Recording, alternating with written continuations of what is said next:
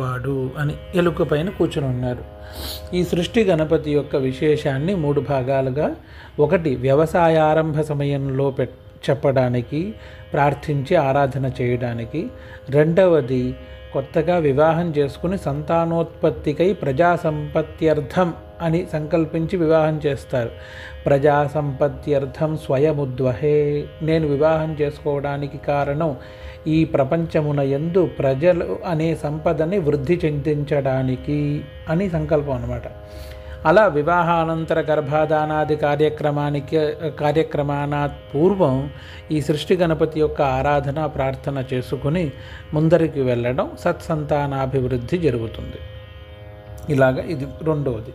మూడవది, ఏదైనా గృహము లేదా వ్యాపార స్థలము ఇలాంటివి నిర్మించబోయేటప్పుడు శంకుస్థాపన అని చేస్తాం కదా, అంతకి ముందు ఈ సృష్టి గణపతి యొక్క ఆరాధన చేసి దాని తర్వాత శంకుస్థాపన నుంచి ఆరంభిస్తే అది ఒక సృష్టి రూపమే కాబట్టి శంకుస్థాపన నుంచి ఆరంభించి ఆ ఇల్లు కట్టి పూర్తయ్యి దాంట్లో నివసించినంతకాలము అంతా మంచి జరిగేటట్టుగా ఆశీర్వదించమని కోరుతూ ఈయన్ని ఆరాధన చేయొచ్చు.